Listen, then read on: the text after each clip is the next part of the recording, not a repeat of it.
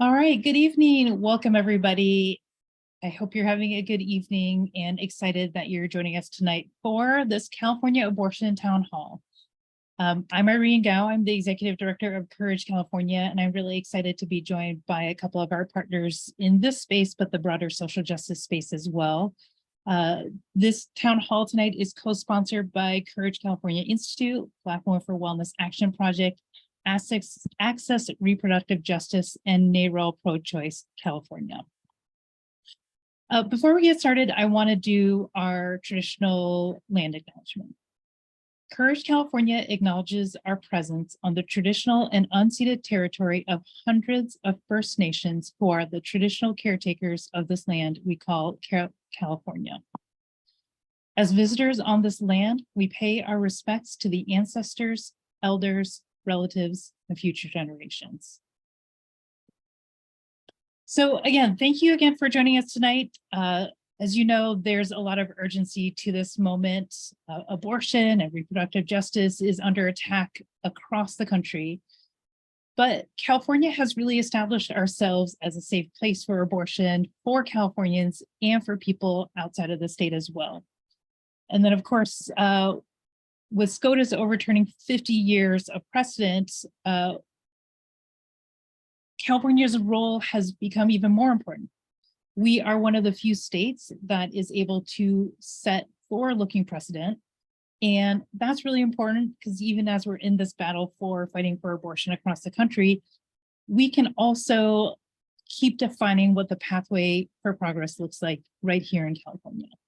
And then on top of that, people here in California are having a hard time accessing abortion. Even though we are considered one state, California is the size of many states put into one. And so people who don't have access to a clinic nearby, even in California, have to travel like you would from out of the state. So today we want to talk about a lot of different parts of this ongoing battle and what's happening here in California.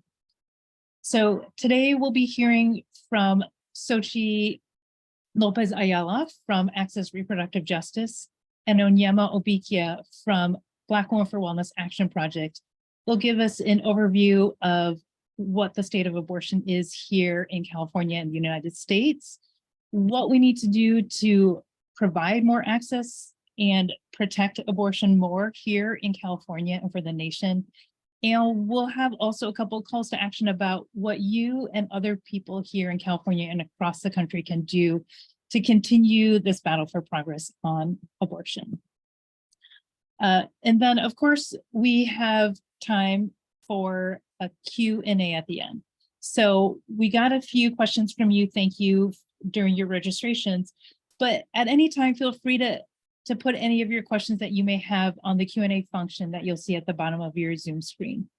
Put those in at any time, and we'll be monitoring that to make sure that some of your questions get answered by our speakers today. And last thing, we all know abortion is a very hot topic. It's one that a lot of people are talking about right now and is receiving a lot of attention. Our hope and our expectation is that our conversations today, both from our speakers, but also from you as well attending today, we hope the communications in the conversation continue to be respectful. And so at any point, if anyone is being particularly disruptive or is using any sort of language or communication that is disrespectful or inappropriate, we will be removing people from the session. All right, and with that, I want to kick us off to our experts here in the room. So as I mentioned, to give you an update on the state of abortion in the United States, and especially including medical abortion, which has been in the news lately, I want to turn it over to my colleague, Xochitl from Access Reproductive Justice. Xochitl?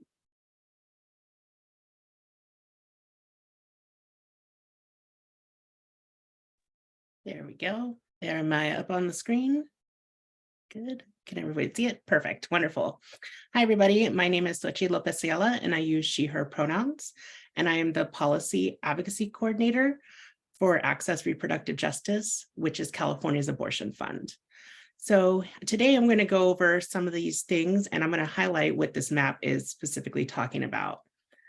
Today, abortion is protected by state law in 21 states and the District of Columbia, and is at risk of being severely limited or prohibited in 26 states and 3 territories.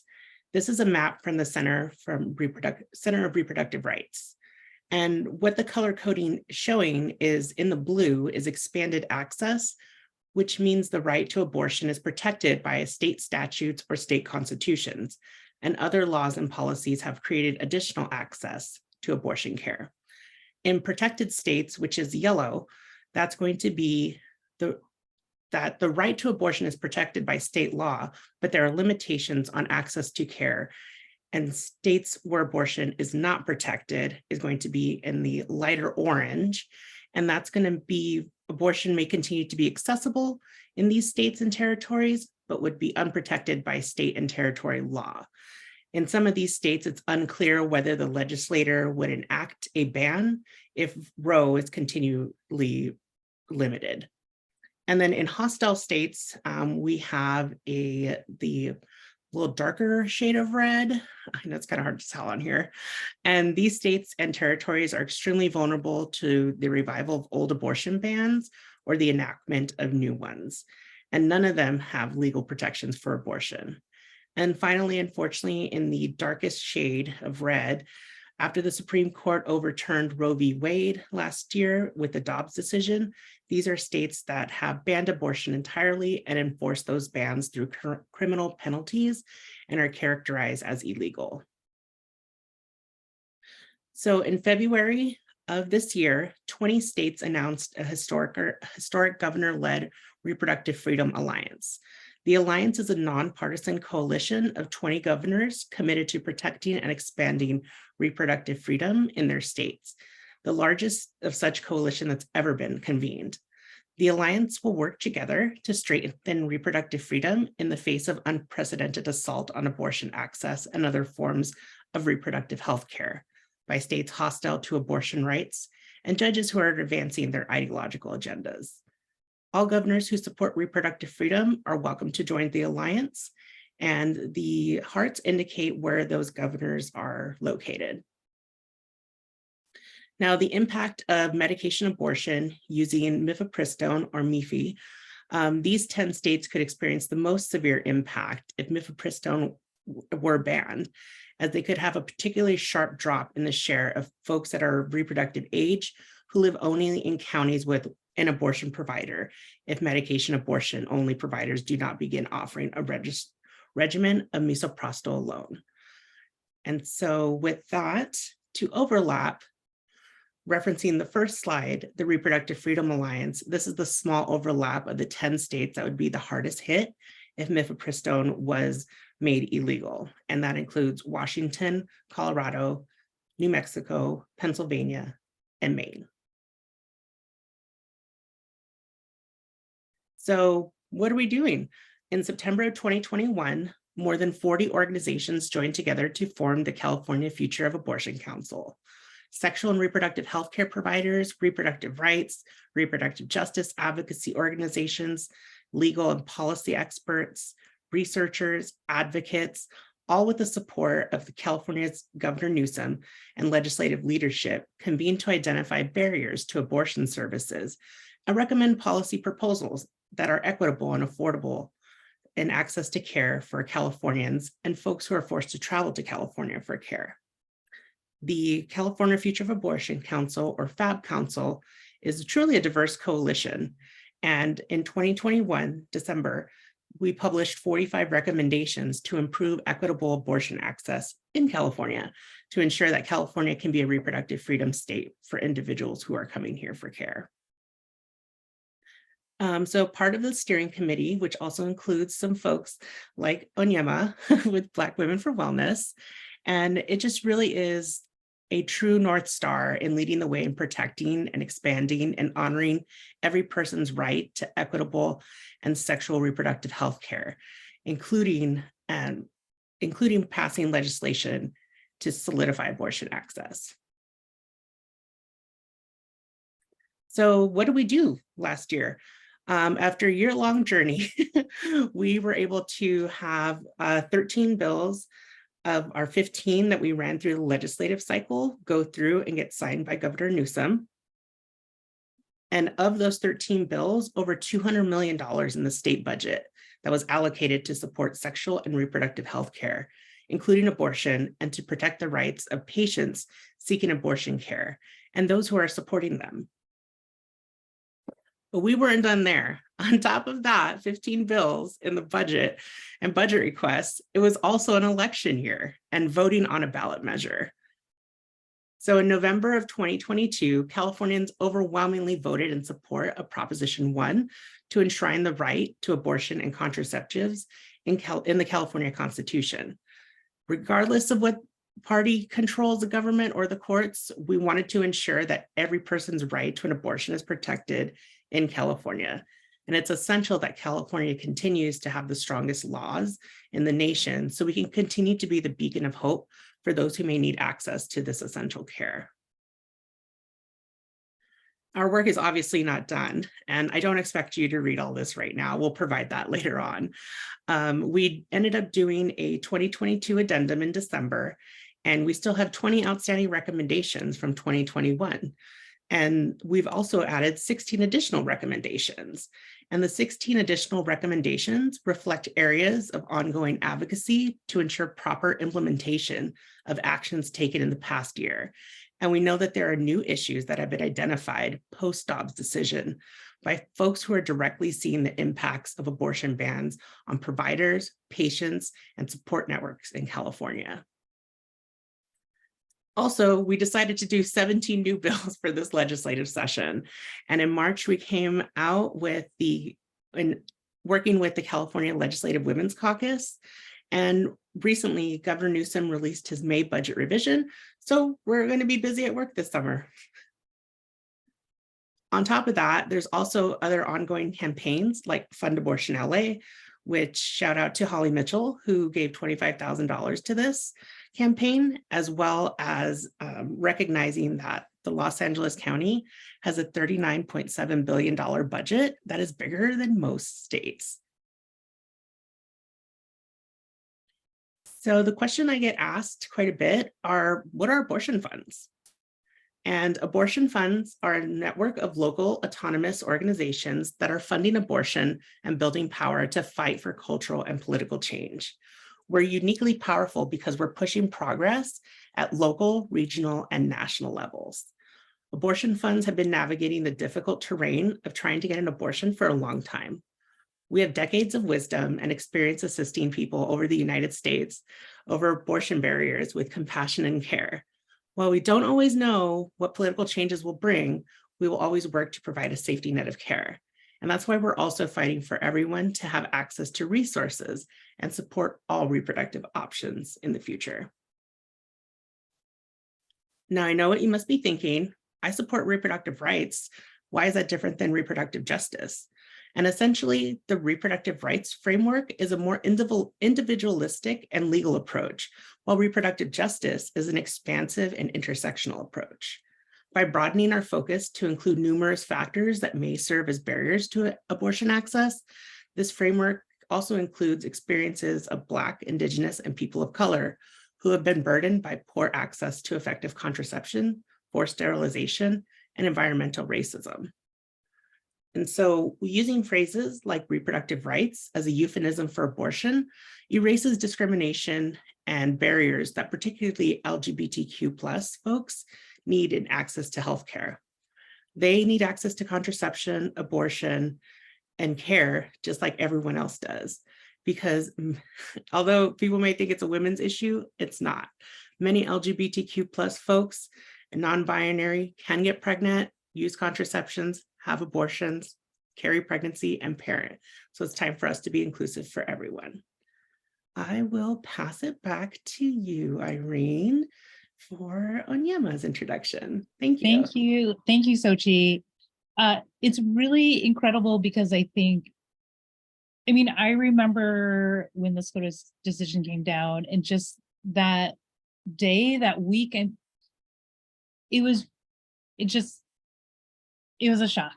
And so what I find so incredibly exciting about this work that you and the other members of the Future of Abortion Council are doing here in California is you just got right to work.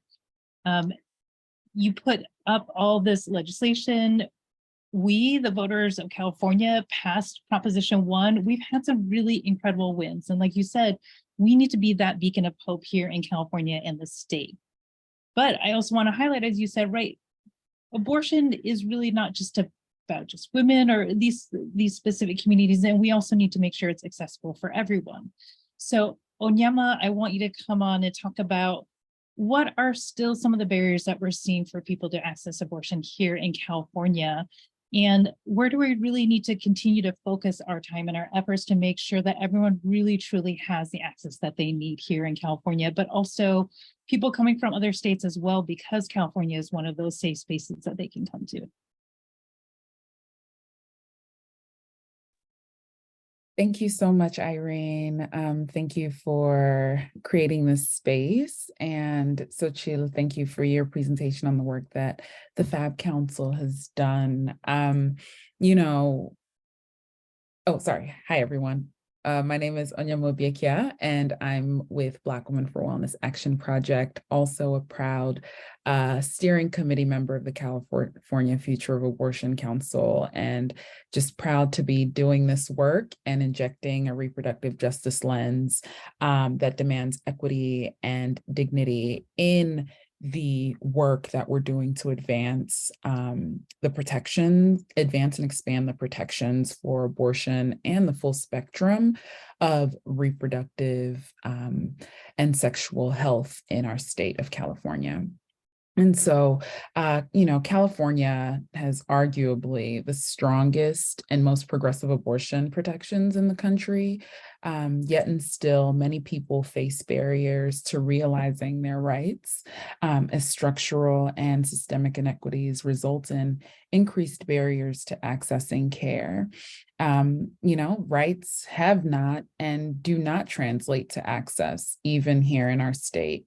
Across California, Black, Indigenous, Latinx, Asian American and Pacific Islander, communities with low income and other marginalized communities really do battle with inequitable access to abortion care, and access to just even medically accurate information and other abortion-related services.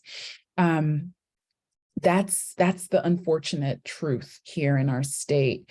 But one thing that is promising is that, with the creation of the California Future of Abortion Council, California is in fact implementing interventions that really do seek to address these barriers and really move towards a place of equity, right? So I guess I'll identify some of the main barriers that we have been grappling with and that we have been fighting, against in this state, and that is access to funding. Out-of-pocket costs, to access abortion care can be stifling, right? Can be crippling. And so costs prove a tremendous barrier to care. But as part of our work last year with the California Future of Abortion Council, measures like SB 245, which actually took effect in January of this year, remove the co-payments, right, and cost sharing for abortion and abortion-related services in private insurance. Here in California, Medi-Cal, our state's version of Medicaid, actually covers abortion care. And so removing the cost sharing piece from private insurance actually expands access to care and further removes the cost barrier. Additionally, we made some investments last year, as Xochitl mentioned, over $200 million in investments through the California state budget towards reproductive and sexual health infrastructure. that included an uncompensated care fund that actually funds, that it's sort of like a grant program to providers who provide care to folks who don't have insurance and aren't covered by insurance, allowing them to provide care without, not being reimbursed for the care that they offer. There are investments to fund practical support, like, to support the work that organizations like Access Reproductive Justice have been doing even before Roe was overturned. And so those are some of the investments that the state has made to address some of the cost barriers that folks experience here in California. Another barrier to care is location, right? And distance to an abortion clinic or a clinic that provides abortion and abortion-related services. Around 40% of mostly rural counties in California have been found to not have a clinic that provides abortion care. So depending on where one lives, accessing an abortion can mean a 500-mile round-trip journey to access the care that one wants and needs for themselves, right? And so this really underscores the need for the availability of telemedicine and telemedicine and access to medication abortions. And so the work that Xochitl mentioned earlier and the work that we're all doing to ensure that access to the medication abortion regimen is available to Californians is profoundly critical, right, to address some of the location and distance barriers to care. A third one is lack of medically accurate information, right? And this is at the hands of particularly crisis pregnancy centers or anti-abortion centers or clinics, as they're more appropriately called, right?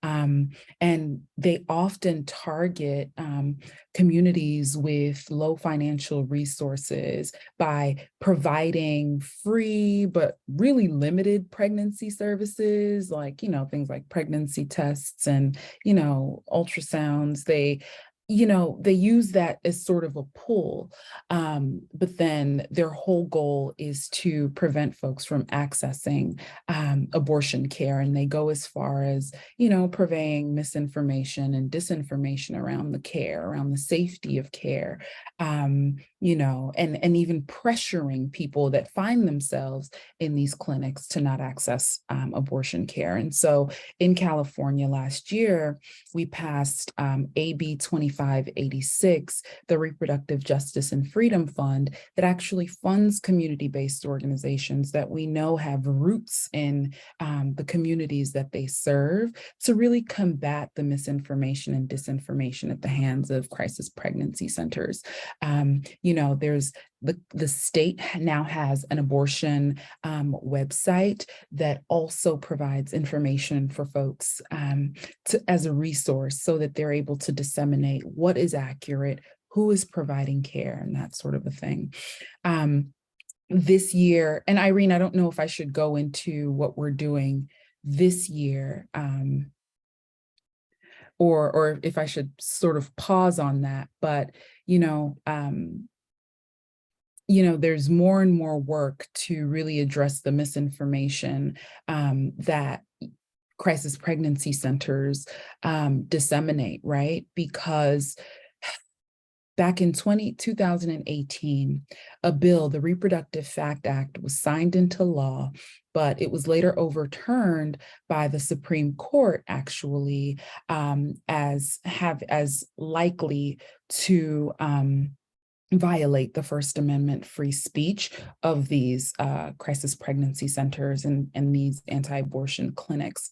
And so First Amendment protections have really proven to really protect the speech that these anti-abortion centers make, making it really hard to regulate the misinformation and disinformation that they sort of provide, right? But there are some consumer protection regulations that that we can lean into through the Attorney General's office that can offer some kind of protection, but we're really working to see how we can navigate that work. Oh, I see. Okay, sorry, I see. Because the chat is turned off, we cannot copy the links you're providing. All of this information too will be provided after the program for folks. So don't worry about accessing the links just yet. I think we'll follow up with all of the information, just FYI. But Irene, I can go on and share like some of what we're doing now, or I can pause and hand it back to you.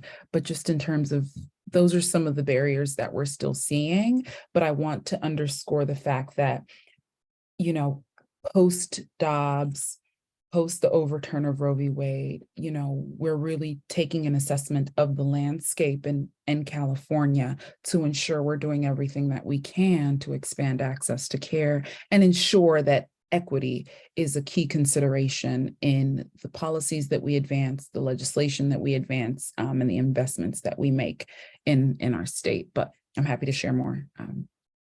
Thank you, Onyema. As it was very informative. So Onyema, I think what surprised me in conversations that we've had, but as the media has been covering too, right, there's actually more of these crisis pregnancy centers than there are clinics that provide abortion and abortion services here in California. So to me, again, like that was a big wake-up call, because I think it gives you a sense of how prevalent this sort of misinformation and this very intentional misdirection is, even in places like here in California, again, considered sort of more of a sanctuary for abortion here. So you mentioned that there is also work that still needs to be done. So if you could give me, what is like one or two sort of calls to action that you want to give to people today in terms of what are the things that are in front of us that we could be doing to make sure that we protect abortion here in California, continue to fight for it nationwide, and then also keep trying to expand access here within the state? I know that's three big ones, but sort of what are a couple sort of calls to actions that you have to people today? Yes, and Irene, thank you for that. And just to note, the California Women's Law Center has been really doing great work around crisis pregnancy centers and tracking them, tracking the misinformation they disseminate, the harmful practices in terms of supposed medical care that they provide. And they found that crisis pregnancy centers outnumber abortion clinics 5-4 here in our state. And so we'll share the report, their most updated report, in the follow-up. I'll say, one thing that we need is for folks in the community to really follow along with legislation that is being advanced, right? Like, anti-abortion advocates are galvanized and they show up in Sacramento and they're at these hearings. And while we are lucky to be in a state that, works every day to live up to its designation as a reproductive freedom state, having a showing and having a showing of support from community, from our constituents is really, really critical to advance the pieces of legislation and to continue making the investments in the infrastructure that we have. So after this, we'll definitely share the upcoming pieces of legislation that really seek to advance access to abortion care. And these can be categorized as increasing patient privacy protections, expanding provider network and provider protections, combating misinformation and disinformation, among many others, and just really calling your legislator to express your support for these bills, right? And share that, it's critical and important to vote vote in support of these pieces of legislation, especially in areas where, you know, we might have moderate Democrats who might abstain from voting in support of these pieces of legislation. I think a call to action is really plugging in and letting your legislators know how important it is to you that these bills be advanced and signed into law. And so that's, I think, one call to action that I'd have. And so if you want to, you know, keep up with Courage California, keep up with Black Women for Wellness Action Project, keep up with Access Reproductive Justice, as you know, and you will hear our calls to action when it's time to sort of mobilize and support these bills. Thank you, Onyema. And Sochi, I have the same question for you. What are sort of like 1 to 2 or 3 calls to action that you have for people today to sort of expand and protect abortion access here in California and across the country? Thank you. I was actually going to echo what Onyema was saying is we know people want to be there in the clinics holding hands for folks. They want to be out protesting, but where we need you is your voice. We need you to speak to your legislators. We need you to go to your city councils. We need you to go and talk to your friends, as well as ending abortion stigma is probably the other big one we would have to say is that that's something you could do on the daily, and that doesn't cost any money. So instead of saying like pro-choice, I'm pro-abortion. And by being able to eliminate that word and the stigma around it, we only can do that by saying the word abortion. So when we use like safe, legal, rare, it's stigmatizing, and there's a shame that comes with that. And that's not something that we should be continue to do. So there's going to be as many abortions as there needs to be. Everyone's story is unique. How each one of us experiences abortion is affected by our culture, our class, our faith, personal circumstances, life experiences, and those around us say. So by sharing our abortion stories, by sharing stories that I'm here to help you, I'm here to be there for you if you're going to have an abortion. And by doing that, you're going to see how many people are able to share with you and confide in you and find what feels right to be able to do that. Because a big slogan that we use in abortion funds is everyone loves somebody that's had an abortion. And I know I do. So that's one other big one that we can do on the daily. Thank you, Sochi. Thank you, Onyema. So we have a few questions from folks, both that were submitted before tonight, but also some that are coming in tonight. One I saw here that might be quick to answer. Does California have mobile crisis pregnancy centers? Some states have vans that drive around and spread misinformation.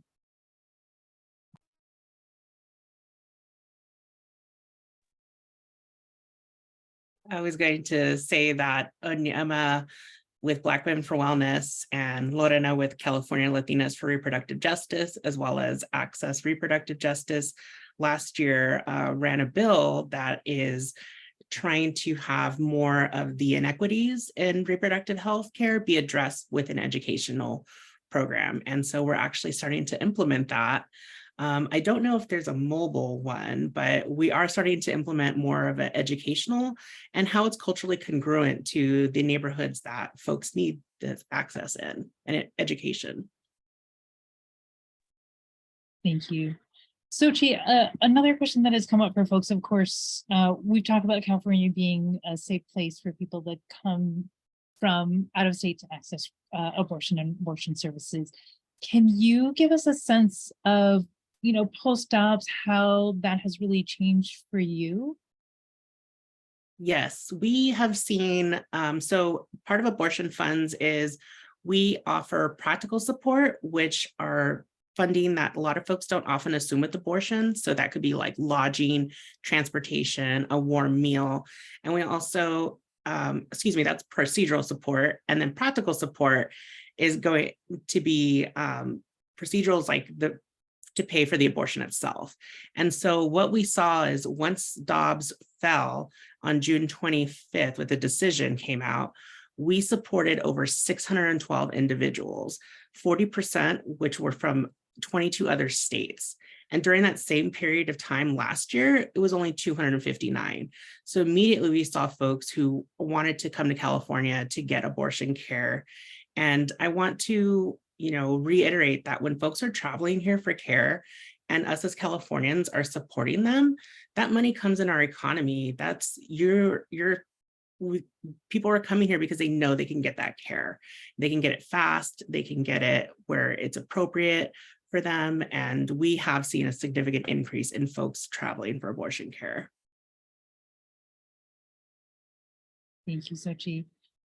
Onyema, this question goes to you. I saw there was a question that was sort of asked about what people can do. And you mentioned really showing up for policy, showing up for elections. Obviously, there's a lot of different ways people can sort of plug into that, but why in particular do you really point at sort of the policy aspect of it?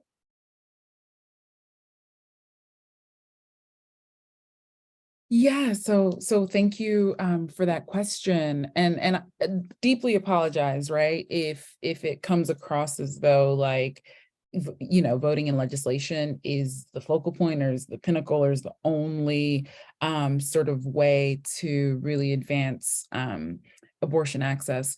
But I think as you said, Irene, there are a myriad of ways to really show support. But I think the fact right now, while we have the political will to advance legislation, advancing legislation really means a systems level change, right? That counties are beholden to, right, throughout California. And so I think it's a critically important aspect of critically important aspect to ensure that as many folks as possible in our state or that come to our state are protected in accessing the care that they want and need, and have it even available to them, right? I think that that's why we tend to sort of or we're harping on or really truly advocating for legislative fixes, because I think it offers the systems level change that is necessary to really truly protect care, right? That said, we know the courts won't save us, right? We know that, at a certain point, like as communities, we will have to, and we will continue to take sort of matters into our own hands as we need to, right? But it doesn't mean that we stop advocating for systems level change to really ensure that the broadest level of protections are available to our communities that need them. So in no way am I saying one is necessary over the other. I think we need an inside, outside, all around strategy, right? All strategies are critical to this movement. The anti-abortion extremists worked 50 years, right? Throwing things against the wall, right? And their advocacy was unrelenting. It was masterful in many, well, I don't know if I should give them that much credit, but it was unrelenting. And they used various strategies to achieve this goal. So we will need to employ a number of different strategies to achieve our goal, right? Which is, something that's beyond Roe, something that's more expansive than Roe was, something that is, that centers equity and BIPOC folks and those who are most marginalized. So I hope that's a reasonable answer, but legislation and policy advocacy is one avenue, but it's certainly an avenue to achieve systems level change. So that's I think what I'll give you. I hope that's okay. And I think, yeah, go ahead, Sochi. Oh, I was going to also add that some of you may have heard the term like Roe was the floor, not the ceiling. And that's kind of like when Onyema was talking about, is that even when Roe was in place to protect abortion access, there were still barriers. People had to travel for care. There were waiting periods, mandatory counseling, mandatory ultrasounds, parental notification. And so Roe was never like it. Like we always needed more care, more abortion access, and more access to reproductive health care, maternal health care, universal healthcare in general. And that's when you hear that phrase, I just wanted to clarify, like, that's what that phrase is in meaning, is there has to be a whole lot of change for this to work. Thank you, Sochi. And I also wanted to add too, I think, as Onyema said, this is all necessary. With policy, though, what's so interesting is so much of this can happen behind closed doors where people aren't watching. And a lot of times protests and marches is our response when something bad happens or a law is passed on we don't agree with, or there's a new restriction.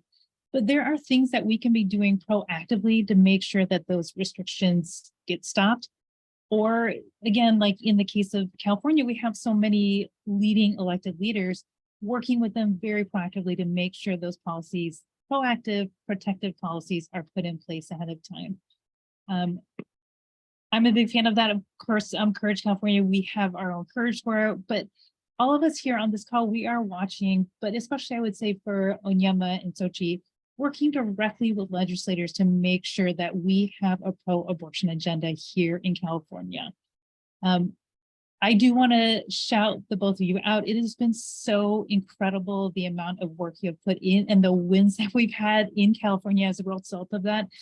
Having a governor who's out there actively talking about being an abortion safe state and trying to work with other states to make sure that they have those same protections and expanding abortion protections for people in other states is just so critical. And that is because of people like you, but also to all of you here on this call and the voters of California, thank you to all of you. This is also only possible because we have turned out at the ballot. We've gone to Sacramento, we've gone to City Hall to make sure our leaders stand up for us, and we've turned out in the streets to make sure people understand that this is a fundamental right we're willing to fight for. So with that, Onyema and Sochi, I really want to thank you so much for this. One last question I have for you. Abortion really factored in really significantly to the 2022 elections. A lot of people are sort of, granted, we're now less than a year out from the California primary election. Craziness.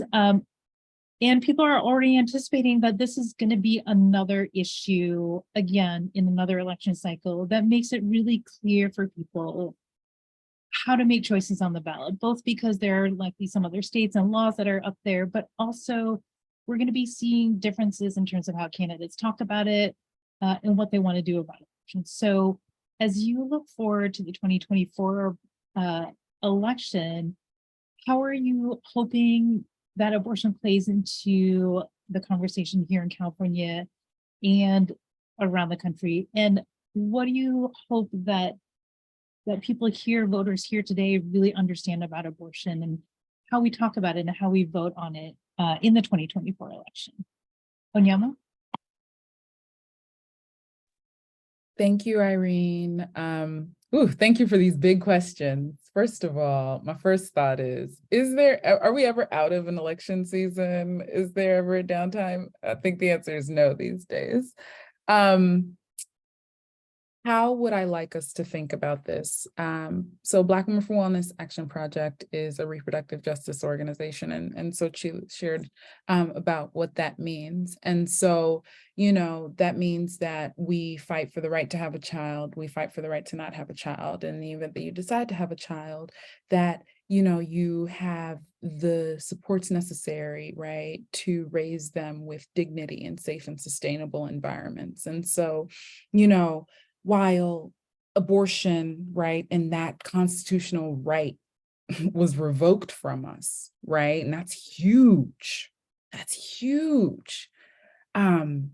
We have to talk about this and think about it intersectionally, right? We have to think about abortion care as it impacts maternal and infant mortality, right? The intersection of that, for instance, where, Black women are 3 to 4 times more likely to die from pregnancy-related causes here in California.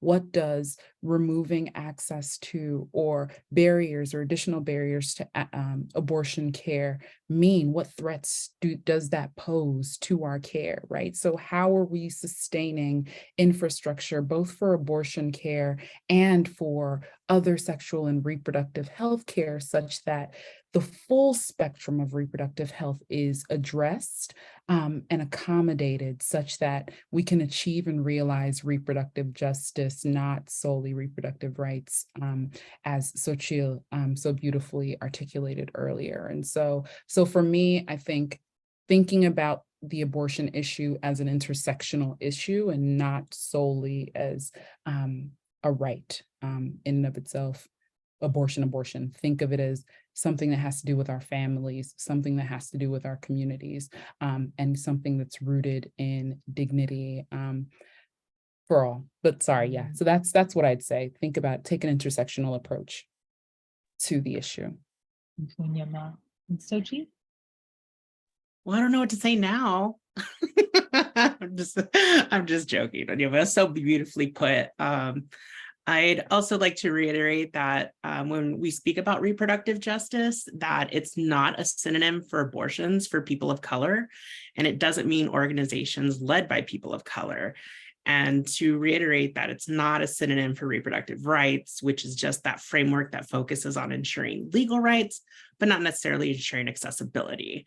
And so how I like to describe it, since it's so encompassing, is reproductive rights is in itself, right? But reproductive justice is how you weave a tapestry.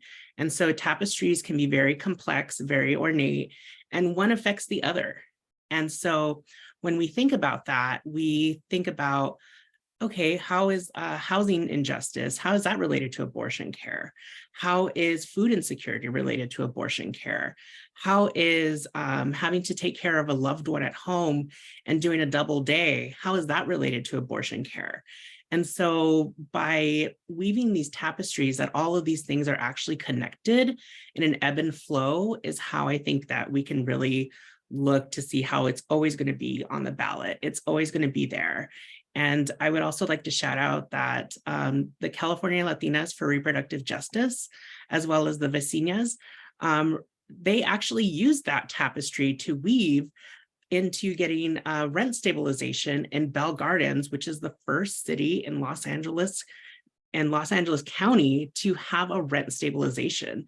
And what they saw was they had people that were mothers who were getting evicted because of their immigration status, because they weren't able to afford rent, they weren't able to afford food, so their kids were being, reported. And so all these things, and they're like, it's a housing injustice. And folks were like, but you're an abortion organization. They're like, no, we're a reproductive justice organization. And by weaving that tapestry through the city council and organizations with local folks, we're able to get things done. And so I think it's also to remember that, like, you have power, and to not forget that. And sometimes we're in these echo chambers of always being told no, oh, we're like, it's an uphill battle. Yes, but at the same time, you're just as powerful, and to continue to use your voice. Thank you. Thank you both. Now, I don't know what to say after both of you, but I think even for me, like, I pay attention to this issue, I'm active on it, but I think these are also just really helpful reminders.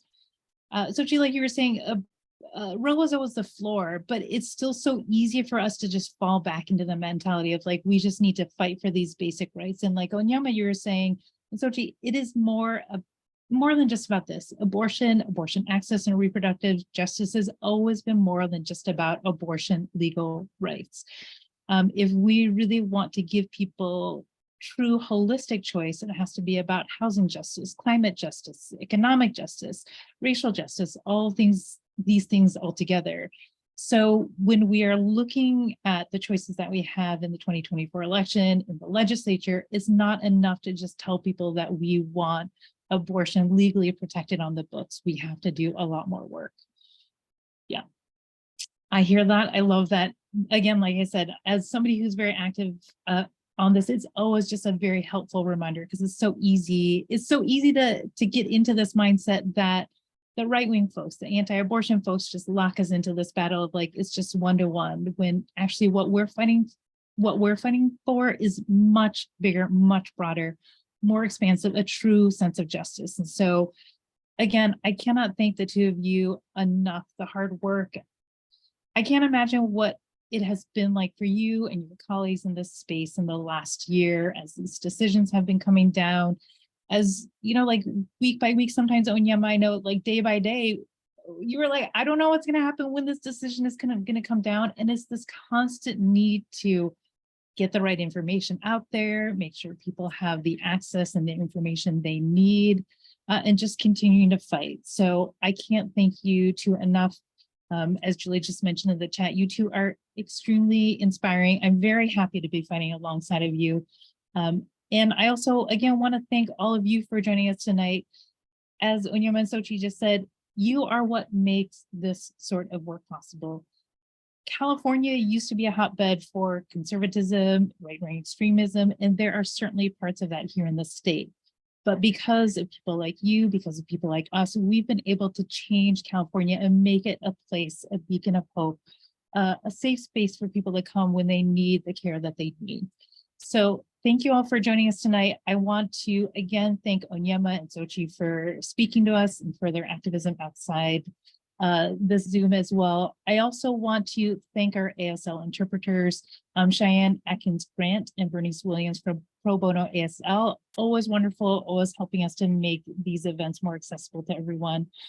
Last, I encourage all of you, I just put the link in the chat, I hope you can copy it. It has a link to our webpage that has a PDF with more resources, including the websites and some of the work that Onyema and Sochi have been working on in the Future of Abortion Council. Lots of information there, a lot of places that you can go and help provide support, financial support, volunteer, and also people to look to. These are the leaders. When you want to be there, call your legislators, Onyema and Sochi. These are the people that you want to talk to know when to put in your vote, when to really push your leaders to support abortion. And again, this broader sense of abortion and reproductive justice here. So thank you all tonight. Onward with this fight. Onyema and Sochi, again, thank you so much tonight. Moving on, we're here for a really big fight here in California, but we've done a lot and we've got a lot ahead of us. So thank you so much, everyone. Have a good night.